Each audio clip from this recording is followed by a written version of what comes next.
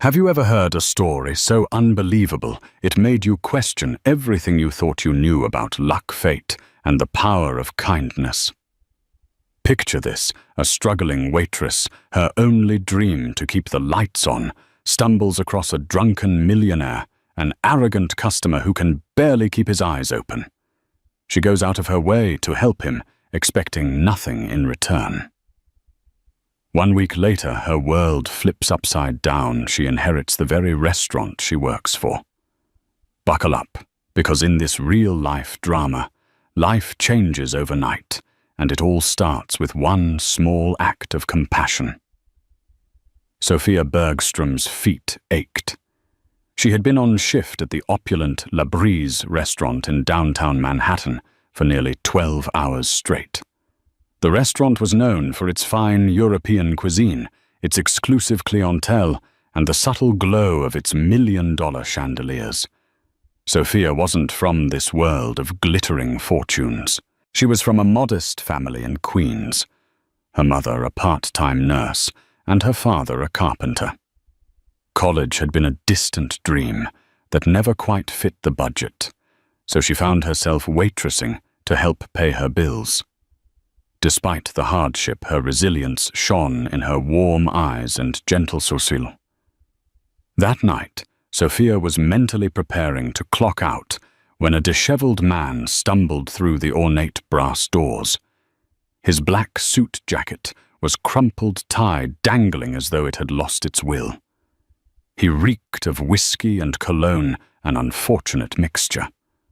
Ordinarily, management would turn such a patron away, but the man was recognized by the hostess as none other than Ethan Westwood, a millionaire investor with rumored ties to well-known tech moguls in Silicon Valley. He was said to have once negotiated deals with people like Mark Zuckerberg and Elon Musk, rumors sure, but enough to give him exclusive entry anywhere in the city. Sophia was exhausted, but her shift hadn't officially ended. The hostess waved her over, an apologetic expression on her face. "Sophia, could you please handle Mr. Westwood's table?" she asked. With a polite nod, Sophia grabbed a menu and escorted the man to a private corner booth. He practically fell into the plush seat, head leaning on one hand in a sloppy attempt to stay upright. "Evening, sir," she started quietly, trying to maintain the restaurant's standard of elegance. "Can I get you something to eat?" His hazy eyes flicked upwards as he tried to focus. "Scotch," he slurred. "Neat." Sophia hesitated. She could sense from his unsteady posture that he'd likely had one too many already, but refusing a paying customer's request, especially one with power, could cost her job. She glanced around to see if her manager was watching. Manager Joseph Lau was always particular about how they treated the big spenders, and if Ethan Westwood wanted another scotch, that was what Joseph would expect them to provide. Finally, she nodded, stepping away to retrieve the order. When she returned with the drink, the man's head was drooping precariously close to the table. Sophia set the glass down gently, hoping the sound of it landing against the polished wood wouldn't rouse any aggression. In the golden-lit hush of the restaurant, she found herself torn. Something about his disheveled state poked at her empathy. Sure, he was a wealthy man, and she was a struggling waitress, but he was clearly in trouble. The sense of responsibility, or perhaps a protective urge, stirred within her. After watching him nearly spill the scotch on his expensive suit, she asked softly, "Sir, would you like me to call you a car?" His eyes blinked as if trying to register her words. He gave a short laugh, mocking his own condition. "You want to save me?" he muttered with a half-smile. "I can save myself." Sophia managed a polite smile and nodded. But deep inside, she knew how nights like this usually ended for people who were in no condition to look after themselves. She'd seen many customers overindulge, but something about his gaze, a haunted, defeated look, went deeper than mere drunkenness. It felt like a plea for help. Thus began the single act of kindness that would change both of their lives forever. Closing time neared. The rest of the staff had started cleaning tables, turning off some of the lights while the last customers settled their bills. Ethan Westwood was still slumped in the corner, having taken only a few sips of the scotch. Sophia found herself drawn to him, uncertain why she cared so much. Maybe she recognized a fundamental loneliness in his eyes, a sense of isolation that came from wealth and power. Or maybe she was just a good-hearted person who couldn't leave someone in trouble. When she approached him again, his eyes flickered in recognition. "You have a name?" he asked. "Sophia." She answered quietly. Ethan tried to straighten up. "You have kind eyes, Sophia." His voice was softer now, the edge of arrogance dulled by inebriation. "People usually don't look at me that way." She didn't ask him what he meant. Instead, she offered a compassionate smile. "Is there anyone I can call for you?" "A driver?" Perhaps she asked, noting that men like him usually had personal chauffeurs, or at least a high-end rideshare app at the ready. He fumbled with his phone, dropping it on the table. The screen lit up, revealing a flurry of missed calls and unread texts. Among the names were business associates, a sister named Caroline Westwood, and someone labeled J. Patterson, which rang a bell. John Patterson, a known philanthropist based in Redwood, California, was rumored to be one of Ethan's close friends. But Ethan seemed uninterested or unable to dial any of them. "Let me take you home," Sophia offered, ignoring the voice in her head that worried about the potential hazards of stepping beyond her role as a waitress. She had no ill intent, but would the world see it that way? He looked at her eyes, half-lidded. "You're too kind," he said at length, swallowing hard. "I can't go back to my place tonight. I don't want them to see me like this." Sophia sighed. The trains were still running, but the idea of hauling him along the subway felt complicated. Then there was a fleeting thought. Could she even afford to help? She'd have to pay for a taxi or something similar to get him somewhere safe. She contemplated calling an Uber, but her bank account was precariously close to zero. In a moment of clarity, Ethan reached for his wallet, pulling out a gold credit card. "Can you just put me in a hotel room somewhere, please?" he asked, voice trembling with a quiet sort of desperation. "I'll sort out the rest tomorrow." She hesitated. This was miles outside her job description. Yet here she was, stepping into the role of a good Samaritan. "Let's do that," she finally agreed. She informed her manager, Joseph, that she was taking her final table's customer out, ironically explaining she was making sure Mr. Westwood made it somewhere safe. Joseph hesitated, suspicious of course, but he recognized that letting a high-rolling customer wander the streets in a drunken stupor could reflect poorly on the restaurant. Reluctantly, he nodded, letting Sophia go. Out on the sidewalk, the chill of the night air caused Ethan to sober slightly. He braced himself against her, his breath steaming in the glow of the streetlights. "I'm sorry," he murmured. "I'm not usually like this." Sophia didn't know how to respond. Maybe he wasn't. Maybe he was. She had no clue. But she hailed a cab, giving the driver instructions to take them to the Ritz-Carlton, a hotel she'd only ever glimpsed from afar. Ethan mumbled that it was fine, slurring something about having an account there. Sophia prayed this was true. When they reached the Regal building, uniformed doormen rushed to help them out of the taxi. Ethan was recognized instantly, and to Sophia's surprise, the staff treated her with the same courtesy they gave him. With hushed urgency, they arranged a suite. All the while, Ethan kept the gold card clutched in his hand, occasionally repeating its covered. Just put it on here. Sophia followed him upstairs, unsure if she should simply leave. But Ethan grabbed her arm gently, preventing her from stepping away as soon as they reached the elevator. "Stay," he implored, something desperate in his voice. "Just until I'm sure I'm not alone." She shouldn't. This was so far outside the realm of professional boundaries that alarm bells rang in her head. Still pity or compassion, she wasn't sure which propelled her forward. She helped him to his room, made him drink a glass of water, and recommended he change out of his wrinkled suit. "Just put the jacket aside, okay?" she said, rummaging for a bathrobe in the luxurious closet. To her relief, he obliged quietly. No inappropriate gestures, no leering. Once robed and seated on the edge of the plush bed, Ethan looked up at her eyes brimming with an unreadable emotion. "Thank you," he whispered. "I know this is weird.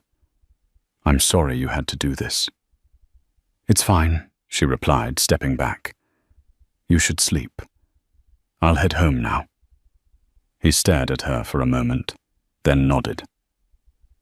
"Good night, Sophia Bergstrom," he murmured, as though filing away her name in a corner of his mind. She turned to leave, shutting the door softly behind her. In the hallway, for reasons she couldn't name, her heart pounded. She felt as though she'd touched something fragile, a side of wealth and despair that existed behind the gilded facades.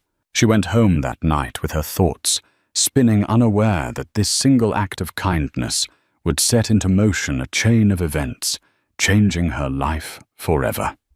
The next morning brought the usual hustle. Sophia had a shift starting at noon, so she rushed through her tiny apartment's morning routine: coffee, a quick bagel, checking her phone for any messages. She had none, just a few spam emails. She half expected a text from an unknown number saying thanks for last night, but she reminded herself she'd given Ethan no way to contact her, and that was probably for the best. Arriving at La Brise, she found the staff in a minor uproar. Manager Joseph Lau cornered her the moment she walked through the door. "What happened last night?" he demanded. "Mr. Westwood's assistant called. Said something about you helping him get to a hotel. She was asking a lot of questions." Sophia's stomach dropped. "His assistant, he was very drunk, and I just helped him check into the Ritz-Carlton. That's all." Joseph eyed her suspiciously. In the dining area, head chef Marie Dupont was leaning against a counter, arms folded, obviously having heard part of their exchange. "We should be thankful she took care of him," Marie piped in. "A man like Ethan Westwood can bring either good publicity or the worst kind. We'd be done for if he'd gotten hurt." Joseph didn't look fully convinced. He cleared his throat. "His assistant, Miss Caroline Westwood, he said it was his sister, mentioned maybe wanting to compensate you or something. Asked for your details. I didn't want to give out personal information, so I told her I'd pass on the message." Sophia blinked. "Compensate me?" The concept felt alien. She didn't do it for money. She'd done it because it seemed like the right thing to do. Joseph nodded curtly. "Yes, well, keep your phone on. She might call back during your shift. But in the meantime, we need you out on the floor. Lunch service will start soon." With that, the conversation ended, and Sophia was plunged into the flurry of setting tables, polishing silverware, and ensuring the dining area was pristine. She pushed the memory of the previous night out of her mind, focusing on her responsibilities. Sure enough, halfway through lunch service, her phone buzzed in the pocket of her black slacks. She managed to steal a moment by the hostess stand to check it. The The caller ID was unknown, but she guessed who it might be. Taking a deep breath, she answered in a hushed voice. "Hello. This is Caroline Westwood," came a crisp, professional tone. "Sophia, correct?" "Yes, ma'am," Sophia managed. "I'm Ethan's sister." Caroline paused. "He told me what happened last night. Or at least some of it.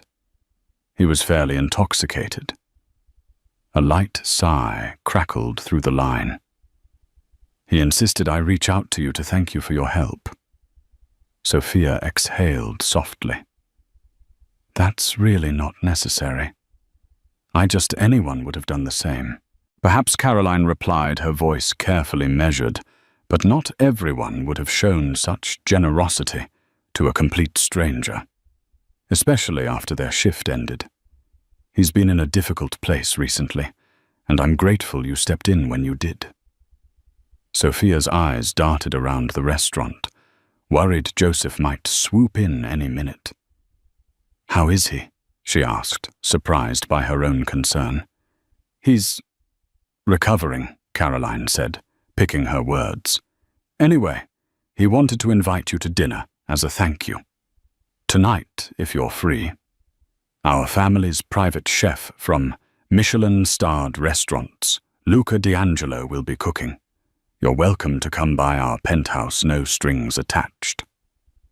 Sophia's heart pounded. Dinner with the Westwoods. That was more than she'd bargained for. "I appreciate the invitation, but I'm on the schedule until late." Caroline chuckled. "I can speak to your manager if that would help. We can provide compensation to cover any inconvenience." Sophia could practically see Joseph's eyebrows shooting up at the suggestion. Money was tight. Missing a shift would be difficult, but perhaps the tip from working a shift couldn't compare to the opportunity. Yet she felt uneasy, mixing personal interactions with the Westwoods and the job she relied on. "I'll talk to my manager," she said finally. "If I can make it, I'll let you know." Caroline provided the address, an upscale tower near Central Park, and ended the call. Sophia stood there, phone in hand, feeling a surge of adrenaline. The conversation lasted barely 3 minutes, yet it rattled her routine. Was she about to step into a world far beyond her comfort zone? Before she could dwell on it, a customer waved for service, and the moment slipped away. She wouldn't be able to decide until her shift ended. Either she walked away from this chance, or took the plunge and joined the Westwoods for dinner, whatever that entailed. Sophia's shift ended earlier than expected when Joseph approached her in the late afternoon. "I spoke to Ms. Westwood," he said, trying to sound nonchalant. "She offered to cover your shifts for tonight and tomorrow so that you could meet with them." He paused, then added awkwardly, "It might be in everyone's best interest if you maintain a positive relationship with that family." Sophia hid a smirk. Joseph was never so accommodating. He clearly saw the potential for beneficial connections, or at least a strong goodwill gesture. In the restaurant world, forging ties with powerful clientele could lead to lucrative catering events or high-profile coverage. So she found herself in a taxi once again, this time heading to the Westwood penthouse on the Upper East Side. As the driver maneuvered through traffic, Sophia's thoughts churned. She wore her nicest black dress, simple knee-length, not too flashy, and a pair of modest heels. She couldn't afford a designer outfit, but she wanted to at least look presentable. The doorman at the high-rise greeted her warmly, having been informed of her arrival. He guided her into a private elevator that soared to the top floor, depositing her in a marble-floored foyer. A single door, double-width and intricately carved, stood ahead. She hesitated, adjusting her dress before knocking. Caroline Westwood answered, her style impeccable in a tailored pantsuit. She resembled Ethan in subtle ways, high cheekbones, piercing eyes, and an air of inherited elegance. "Sophia, come in." she said, a genuine smile softening her otherwise businesslike demeanor. The penthouse interior was breathtaking floor-to-ceiling windows overlooking the glittering city velvet couches arranged around a glass coffee table and contemporary art pieces that probably cost more than Sophia's annual salary. She tried to hide her awe as Caroline led her toward the dining area. At the far end, Ethan stood by a tall window, looking out over the skyline. He turned when they entered, wearing a navy sweater and slacks, casual but undoubtedly expensive. His face bore traces of fatigue, but the haunted look Sophia recalled was replaced by a subtle warmth in his eyes. Sophia he greeted quietly, stepping forward. "Thank you for coming." She offered a polite nod, noticing how he carried himself. Less swagger, more introspection. "I'm glad to see you're feeling better." He ran a hand through his hair, a nervous gesture. "I owe you a debt of gratitude. If you hadn't stepped in, things could have gone very differently." Sophia shrugged lightly. Anyone would have done it. Perhaps Caroline interjected, but they didn't. "You did." She glanced at Ethan, then signaled a uniformed attendant to begin serving dinner. "Let's eat. Chef Luca has prepared a tasting menu." They settled at a sleek dining table set for 3. The first course arrived promptly, a delicate amuse-bouche of caviar and crème fraîche on a crisp wafer. Sophia took a tentative bite, savoring flavors she'd only read about in magazines. She glimpsed across at Ethan and Caroline, who seemed more focused on her reaction than on their own plates. "Not your everyday meal, huh?" Ethan ventured with a slight grin. She offered a small smile back.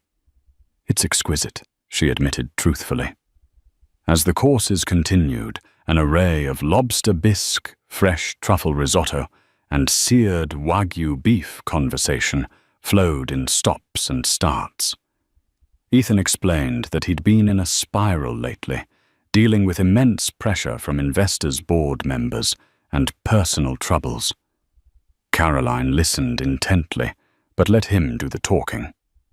Sophia learned that the Westwoods hailed from old money, their father having been a close confidant of real estate mogul Donald Trump decades ago, though they'd branched into tech investments more recently. Ethan oversaw acquisitions and expansions, frequently burning the candle at both ends. The stress had mounted, culminating in nights like the one she'd witnessed. Halfway through dinner, a question tugged at Sophia's mind. Why was she really here? Surely not just to enjoy a luxury meal. The siblings had an agenda, no doubt. Finally, as dessert was served a delicate molten chocolate cake with a side of passion fruit. Sorbet. Caroline cleared her throat. "Ethan wants to do something to show his gratitude." She began exchanging a glance with him. "I've advised him to be mindful, but he insisted on speaking with you personally." Sophia set down her fork. "You don't have to do anything extraordinary," she said gently. I know," Ethan cut in. "But I want to. You helped me more than you know." He exhaled, leaning forward. "I did some digging. I hope you don't mind. I know you've been at La Brise for 2 years, that you support your parents in Queens. I also know about your ambition to start your own business someday. You mentioned it briefly to a co-worker who overheard." Sophia's cheeks warmed. She felt slightly invaded, but also touched that he'd taken the time to learn about her. "I've talked about maybe owning a cafe in the distant future," she admitted. "But that's just a dream. I can barely make rent right now." Caroline gave her a kind smile. "We've all had impossible dreams, but sometimes opportunity changes that." She glanced at Ethan, who nodded slowly. "I have some sway in the hospitality sector," Ethan began. "My father's philanthropic ties connected us to investors in many restaurant ventures. I'd like to offer you something I think could transform your life."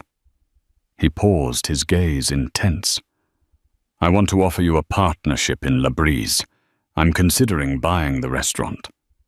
Sophia stared, stunned. "Buying La Brise?" Ethan nodded. "It's had financial troubles for a while. Joseph probably never told you, but the place has changed hands twice in the last few years. The owners are looking to sell. I see it as a worthwhile investment, especially with the right management." The words hung in the air like fireworks. Sophia's mind whirled, searching for a stable foothold in the conversation. A partnership.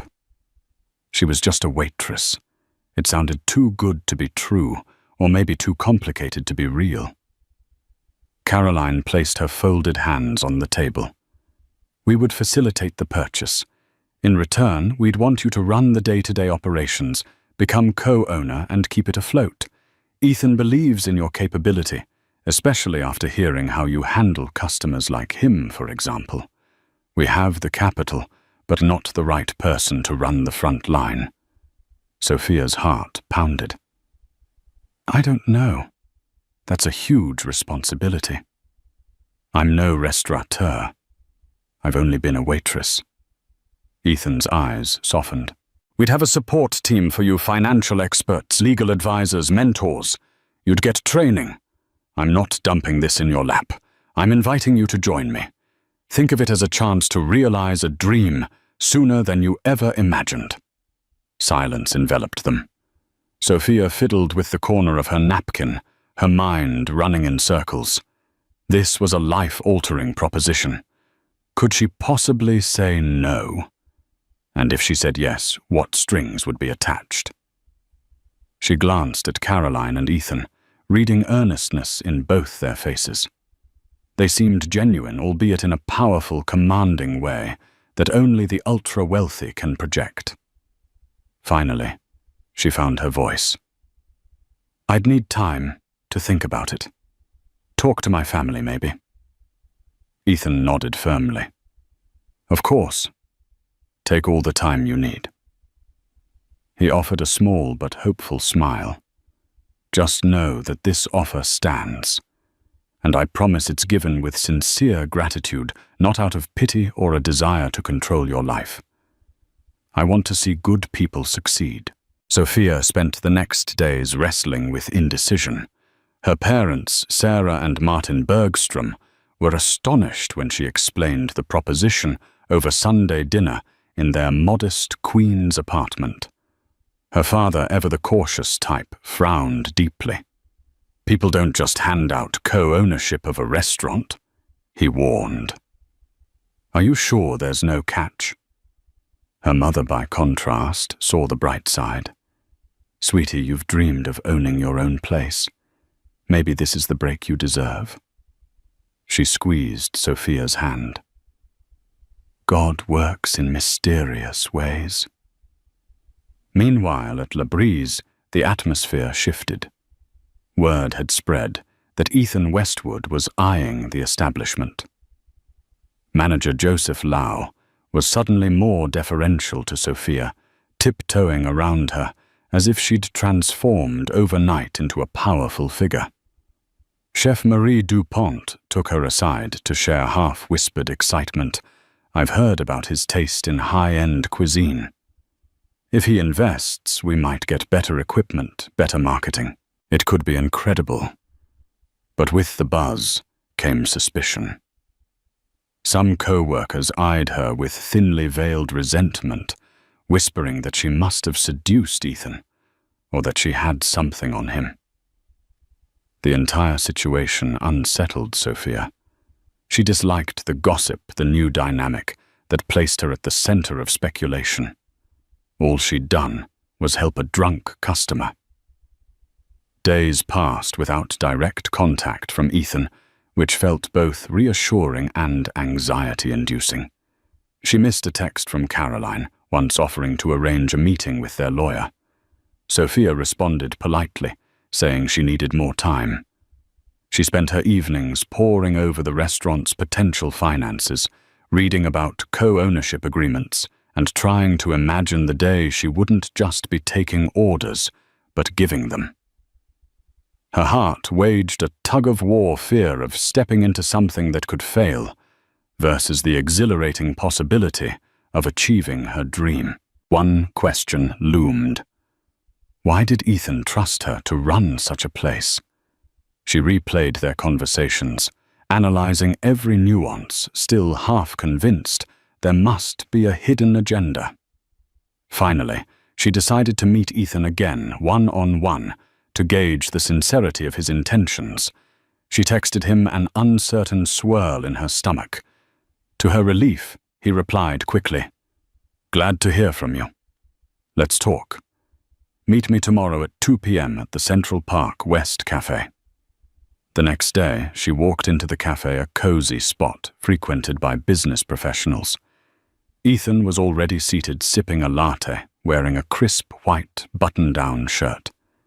His face brightened when he saw her. After ordering a cappuccino for herself, she settled into the chair across from him. "I'm sorry I've been distant," she began softly. "It's been overwhelming." He nodded. "I understand. This is no small thing." Sophia studied him, hoping to see beyond the polished exterior. "I need to know why you're doing this," she said, finally, her voice low enough to keep from drawing attention. "What do you get out of it?" Ethan paused, looking at his latte. "I've spent most of my life chasing deals, expanding fortunes, and sitting at tables where sincerity is a rare currency. Every favor has a price. Every partnership is laced with ulterior motives." He met her gaze. "But you helped me without expecting anything. You saw me at my worst, and you didn't judge or exploit me. I'd like to invest in a person who has that kind of empathy. La Brise is a good business proposition, but if I buy it and put at random managers in place, it won't have the heart I want it to. You can provide that heart." He shrugged, a hint of vulnerability creeping into his demeanor. "I guess in a way I'm also investing in something that feels meaningful to me. Maybe it's my version of redemption. I've made mistakes and I want to do something good." Sophia felt tears prick the corners of her eyes. She blinked them away, inhaling slowly. "If I accept, I'd want full autonomy in terms of staff management. I can't be overshadowed by corporate demands. If something goes wrong, I need to know I have your support, not your interference." Ethan reached into his leather briefcase, pulling out a folder. "Caroline and I drafted a preliminary agreement. It states you'll be co-owner with a 40% stake. I'll have a 60% stake to cover the capital I'm putting in. But operational decisions, staffing, menu direction, marketing, will be under your authority, with only major expenses requiring joint approval." He slid the folder across the table. Sophia flipped through the pages, her pulse quickening as she skimmed the legal language. "I should probably have a lawyer look at this," she said, though the idea of hiring a lawyer was financially daunting. Of course, Ethan agreed readily. "I can recommend a neutral third-party attorney if you like." Sophia closed the folder, hugging it to her chest. "Thank you," she whispered, emotion tightening her throat. "For trusting me." His lips curved into a gentle smile. "You earned it." They parted ways with a renewed sense of hope. That night, Sophia stayed up late researching restaurant ownership, texting her parents updates, and carefully reading the agreement. The next morning, she contacted a legal clinic that offered pro bono services for low-income entrepreneurs. To her amazement, they agreed to review the contract free of charge. Within days, the wheels were in motion. The once distant dream of stepping into ownership of La Brise was now on a fast track to reality. A storm of rumors rippled through the restaurant community, many dismissing the story as a fairy tale or a hoax. But behind the scenes, Ethan Westwood signed checks, finalized the purchase, and named Sophia co-owner. Within a week, the improbable became fact. News broke on a quiet Wednesday afternoon. A press release from Westwood Ventures confirmed the acquisition of La Brise and introduced its new co-owner, Miss Sophia Bergstrom. Though it didn't detail the personal story behind the arrangement, the restaurant staff received official notifications. Joseph Lau was politely informed that his role as manager would be under review. Chef Marie Dupont was assured that her position was secure and that she'd have an expanded budget to upgrade kitchen supplies. Sophia arrived for her final waitressing shift, both thrilled and terrified. She had yet to stand in front of her co-workers as their new boss. Unsure how to handle the transition, she approached Joseph's office. He looked up from a pile of documents, his face guarded. "Congratulations," he said stiffly. "I imagine you'll be wanting my office soon." Sophia's heart clenched. She'd never wanted to unseat him. "Mr. Lau, I don't want to cause hostility," she began gently. "I'd like you to stay if you're willing, but in a different capacity, maybe as operations manager. But the final decisions will come from me now." He studied her, a storm of emotions flickering across his face. Resentment, worry, acceptance. "We can discuss it," he said at last, sounding neither thrilled nor outraged. She left his office exhaling in relief. Next, she faced the rest of the staff. Word had spread quickly, so by the time she stepped out into the main dining floor, all eyes were on her. She cleared her throat, cheeks flushing. "Hi, everyone," she announced, voice shaking slightly. "You probably heard the news. I'm the new co-owner of La Brise. I know how strange this must seem. I'm still me, though. I hope we can work together to make this place better for all of us." Some employees clapped politely. Others stood in silence. Chef Marie broke the tension by hugging Sophia, whispering, "I can't believe this is real, but I'm so happy for you." That small gesture opened the floodgates, and soon others offered hesitant congratulations. Some looked skeptical, but at least the atmosphere wasn't outright hostile. By evening, Ethan arrived offering a brief pep talk to the staff and emphasizing how the transition would be smooth and beneficial. He then joined Sophia in her new, albeit modest office, formerly a storage space that Joseph had offered to convert. She plopped down behind a small wooden desk, biting her lip. "You okay, Ethan?" asked, leaning against the doorframe. She nodded. "Yeah, it feels surreal. 1 week ago, I was just a waitress. Now I'm co-owner, dealing with finances, staff, morale marketing." She swallowed. "Am I crazy for accepting?" He smiled, stepping into the room. "Crazy in the best way. You have passion and genuine concern for others. That's a rare combination in business. I believe in you." His words bolstered her confidence. For a fleeting moment, she wondered if she might be developing feelings for him, this man who had so drastically changed her life. She pushed the thought aside. There was enough on her plate without venturing into complicated emotional territory. For now, her priority was guiding La Brise toward success.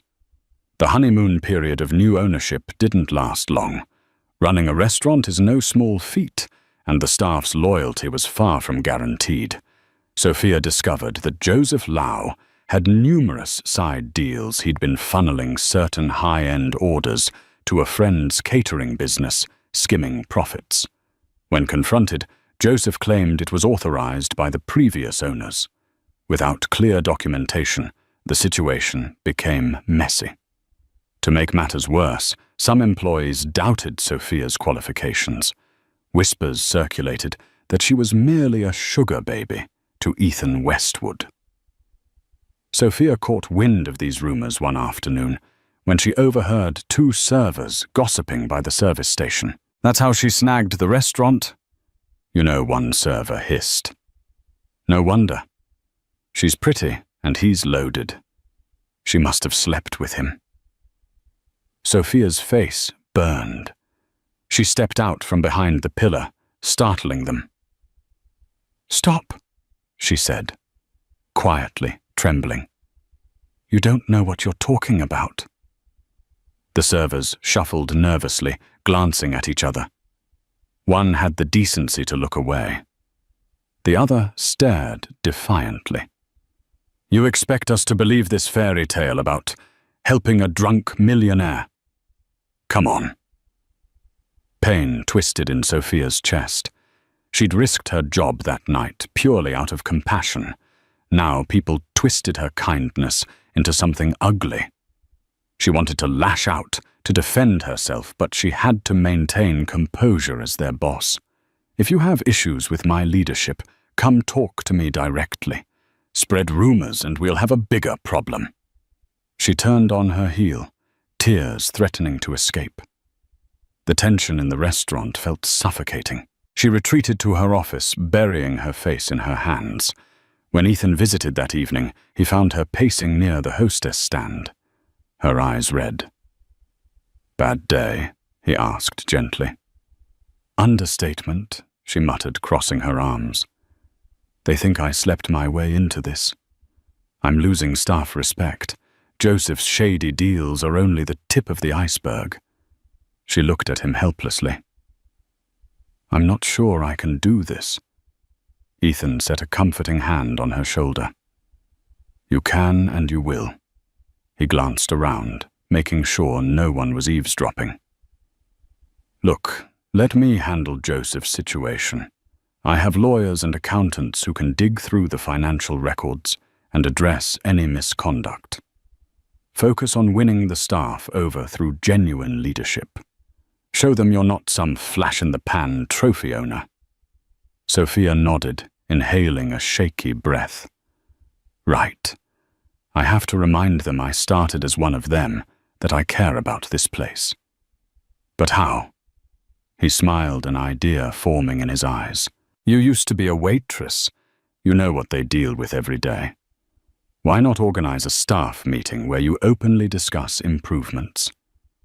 Let them voice complaints. Show them you're listening." The concept was simple, but powerful. Over the next few days, Sophia posted a notice for a town hall meeting after closing on Friday.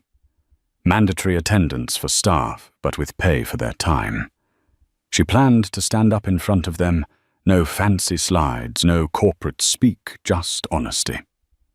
When Friday came, employees gathered in the dining room after the last customer left. Chef Marie had prepared a few snacks, and the waitstaff lingered by tables, unsure of what to expect. Sophia cleared her throat and started talking. She shared her journey from a hopeful dreamer who simply needed a paycheck to the improbable moment she became co-owner. She admitted her inexperience, her fears, and her determination to learn. She invited them to share their grievances, suggestions, and hopes for the restaurant. At first, the crowd was hesitant. Then Chef Marie broke the ice, mentioning the outdated kitchen equipment. A seasoned server complained about the archaic reservation system. A bartender pointed out the limited cocktail menu. The energy in the room gradually shifted from suspicion to collaborative brainstorming. Joseph Lau stood off to one side, arms crossed. Yet as the conversation deepened, even he found himself contributing.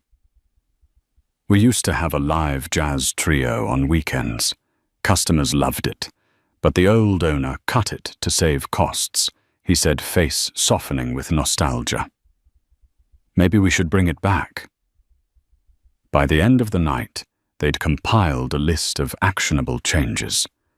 Sophia promised to address them step by step. Though some staffers still wore skeptical expressions, the tension had eased. A few even approached Sophia afterward, offering hesitant encouragement. Ethan, who'd quietly observed from the back, gave her a small thumbs up. She responded with a relieved smile. For the first time, she sensed that maybe, just maybe, she could steer this ship after all. 2 weeks later, as the restaurant hummed under Sophia's evolving leadership life, threw another curveball. One afternoon, a tall, silver-haired man walked in, wearing an impeccably tailored suit. He asked for Sophia by name. When she stepped out to greet him, he introduced himself as Harrison Brooks, an old friend of the Westwood family. Sophia led him to a quiet corner booth, offering coffee. He declined politely, and got straight to the point. I knew Ethan's father, Richard Westwood, for many years. I've watched Ethan and Caroline since they were children. He studied her, his eyes probing. I've also seen the meltdown Ethan's been going through recently. I'm concerned. Sophia frowned. He's told me some things about business pressures, but he seems better now. She was protective of Ethan, sensing an undercurrent of judgment in Harrison's tone. Harrison splayed his palms. Ethan is impulsive. When he's on top of the world, he's unstoppable. But he can crash hard. This investment in La Brise, it's unorthodox, to put it mildly. I'm sure you're an exceptional young woman, but I worry he's burying deeper issues by throwing money and responsibility your way. Her pulse quickened. So you think he'll regret it? Harrison shrugged. Possibly. Or maybe you're exactly what he needs, someone to keep him anchored. But let me be candid, if the restaurant doesn't turn a profit, soon he might spiral again. He's not the type to handle failure gracefully. Sophia sat back, feeling a weight settle on her shoulders. I appreciate your honesty, she said quietly, though a twinge of anxiety pulsed within. She could see Harrison's intention was to protect Ethan, but in doing so he was burdening her with an additional layer of worry. After he left, she found herself staring at her reflection in the restaurant's large windows. Seeing a woman she barely recognized, co-owner leader, caretaker of a man she barely knew weeks ago. The entire scenario felt surreal. She found herself calling Caroline that evening, needing reassurance. He showed up, didn't he? Caroline said after a long sigh. Harrison thinks he's helping, but sometimes he meddles too much. Ethan knows how to handle him or ignore him. Don't let it get under your skin. Sophia swallowed. He warned me about Ethan's volatility. Is that something I should be worried about? Caroline was silent for a moment. Then she spoke, softly. Ethan's had ups and downs. Our father's death hit him hard. But for what it's worth, I've never seen him quite as determined as he is now. Take that as a sign of hope. If you see him slipping, talk to me or encourage him to talk to a counselor. Though reassured, Sophia felt the unspoken weight of responsibility settle deeper. She wasn't just running a restaurant. She was also a pillar Ethan might lean on. She resolved to do her best for both the business and the person who'd given her this extraordinary chance. Under Sophia's leadership, small improvements quickly added up. Customer satisfaction rose, the staff seemed more engaged, and the accounts started inching toward stability. Ethan occasionally dropped by, always with words of encouragement. He didn't meddle, which surprised Sophia, given his controlling stake. But as the weeks turned to a month, a new rumor emerged in the local restaurant scene. A rival investor wanted to buy out La Brise or force it to fold. Whispers hinted that the rival was none other than Brad Whitaker, a notoriously aggressive businessman with a history of hostile takeovers. One night, a well-dressed man named Ronald Fletcher walked in requesting a private meeting with Sophia. Sensing trouble, she led him to her office. He introduced himself as Whitaker's associate and offered her a thick envelope. An offer to purchase your stake, he said casually, for more than it's worth. Sophia raised an eyebrow. "Excuse me." Fletcher smiled coldly. "Mr. Whitaker is prepared to offer you a clean exit. No obligations to Ethan Westwood, no risk of failure. You walk away with a generous sum, and we assume full control of La Brise." Her heart thumped. The amount listed was indeed tempting enough to pay off her family's debts and still have substantial savings. But it also felt like betrayal. She set the envelope on the desk. "I'm not interested," she said, voice steady. Fletcher shrugged. "Think it over. My card's inside." With that, he left, leaving a swirl of tension behind. That night, Sophia told Ethan everything. He responded with immediate anger, pacing her tiny office like a caged tiger. "Whitaker," he growled. "We've had run-ins before. He wants to undermine me, and he's using you to do it." Sophia watched him concerned. "Don't let this get to you. We just have to keep going, show him we won't fold." Ethan's shoulders relaxed slightly. He came to stand in front of her. "Thank you for your loyalty," he said, eyes brimming with sincerity. "I've made a lot of mistakes, and I'm not the easiest partner to have. But if we stick together, we can fight this." A surge of warmth coursed through Sophia. She realized she was fighting not just for the restaurant, but for someone who believed in her when no one else did. "Yes, we can," she said, offering him a determined smile. Whitaker's intimidation campaign intensified. Rumors began to swirl that La Brise was failing financially. Suppliers mysteriously delayed deliveries, forcing the restaurant to scramble. One day, the health inspector arrived unannounced, combing through the kitchen with unusual scrutiny. While they found no major violations, the tension was palpable. Sophia suspected Whitaker was behind these orchestrated attacks. She spent long days and sleepless nights juggling crisis after crisis, calling backup suppliers, reassuring staff, appealing to loyal customers. Ethan supported her from behind the scenes, using his connections to quell rumors and expedite deliveries. But the barrage was relentless. One particularly chaotic evening, a busboy rushed into her office breathless. "We have a big party from the Patel family waiting for a reservation that disappeared from the system," he reported. "They're furious." Sophia slammed her laptop shut, racing to the front. She put on her calmest smile and personally apologized to the Patels, who happened to be close acquaintances of Chef Vikas Khanna, a world-renowned Indian chef. She offered free appetizers and a complimentary round of champagne. Slowly, their anger subsided. As they took their seats, Sophia let out a trembling breath. Exhaustion visible in her eyes. That night after closing, she sank into a chair at the bar, sipping a glass of leftover champagne. She realized she hadn't heard from Ethan all day. Usually he texted or called to check in. Worry gnawed at her. Had something happened? She dialed his number. It rang a few times before going to voicemail. She tried again. Nothing. Her chest tightened, recalling Harrison Brooks's warnings.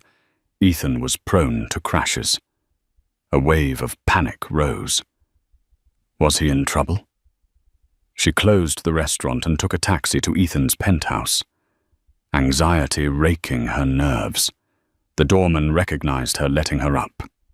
She knocked on his door, and after several agonizing moments, he opened it. He looked disheveled, dark circles under his eyes, her hair unkempt, wearing the same clothes as the day before. "What's going on?" she demanded, stepping inside without waiting for an invitation. He rubbed his eyes. "I've been dealing with some personal issues," he admitted, voice hoarse. Sophia scanned the living room, noticing scattered documents and whiskey bottles on the coffee table. "Have you been drinking again?" He hesitated, then nodded slowly. "Just a bit. The pressure with Whitaker. Some old family stuff. I feel like everything's collapsing." Her heart clenched. "Ethan," she whispered, stepping closer. "We knew this would be hard, but drowning yourself in whiskey won't fix it." He looked away. "I know. I'm not as strong as you think. My father always said I wasn't worthy of the Westwood name. I grew up trying to prove him wrong.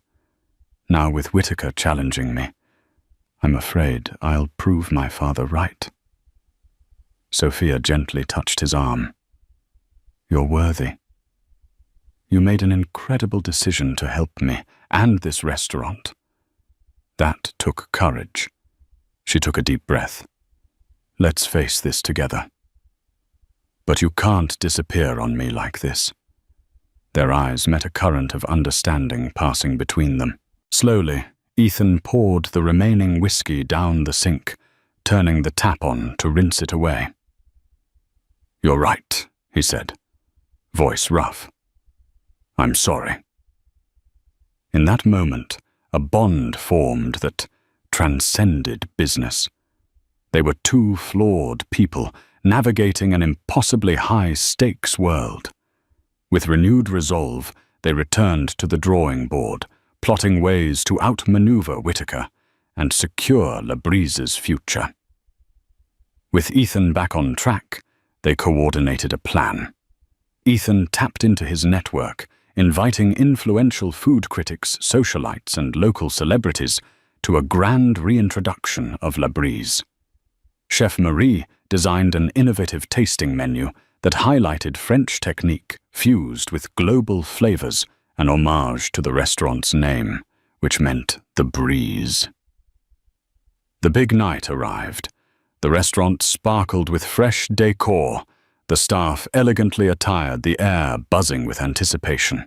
Notable figures like Chef Gordon Ramsay, a longtime acquaintance of Ethan's father, John Patterson from Redwood, California, and even Melissa Rivers made appearances to show support. Photographers hovered, snapping pictures for high-end lifestyle magazines and social media outlets. Sophia glided among the tables, greeting guests with genuine warmth, ensuring their satisfaction. She felt a spark of pride every time she introduced herself as co-owner. People commented on the restaurant's revitalized atmosphere, praising the staff's professionalism and the food's daring creativity. Ethan, sporting a refined suit, moved gracefully from table to table, offering handshakes and witty banter. The synergy between him and Sophia was palpable. They worked the room as a united front. The murmurs of interest turned into enthusiastic endorsements. Behind the scenes, Whitaker's attempts to sabotage the night fell flat. Supplier deliveries arrived on time, the health inspector was nowhere in sight, and the staff performed flawlessly. By the event's end, the restaurant had secured rave reviews and a surge in reservations. As the last guests trickled out, Sophia and Ethan locked eyes across the dining room. They both wore expressions of victory and relief. Chef Marie emerged from the kitchen, sweaty, but beaming. "We did it," she announced, arms raised. The staff burst into applause, tears of joy and exhaustion mingling. Sophia addressed them, voice quivering with emotion. "Tonight's success belongs to all of us. Thank you for believing in Labrise, for trusting me, for trusting Ethan. This is just the beginning." Ethan joined her, placing an arm around her shoulders. The staff cheered, some whistling mischievously. Rumors might still swirl, but in that moment, they were united in triumph. A whirlwind of positive press followed bookings, soared, and Labrise became the talk of the town. In the blink of an eye, a week had passed since the grand reintroduction. Sophia was finalizing the last of the business paperwork, with the Westwood lawyers reviewing the official ownership documents. As she read line after line, her pulse thundered. She glanced at Ethan, who sat beside her, his expression calm. Caroline stood behind them, overseeing the process. The lawyer flipped to the final page, pointing to a line that spelled out the distribution of shares. The final structure invests Ms. Bergstrom with 60% ownership. Mr. Westwood retains 40% as a silent partner. Sophia's jaw dropped. "That's reversed from what we agreed," she stammered, looking at Ethan in bewilderment. He shrugged, a faint smile tugging at the corner of his mouth. "I decided to give you majority ownership. You deserve it." She stared at him, shock and gratitude welling inside her. Caroline nodded approvingly, as if she'd known this was coming all along. "Ethan told me this was his intention from the start," she explained. "He wanted you to have real control and security." The lawyer slid the paperwork forward, pen in hand. "Sign here, Ms. Bergstrom." With trembling fingers, Sophia signed.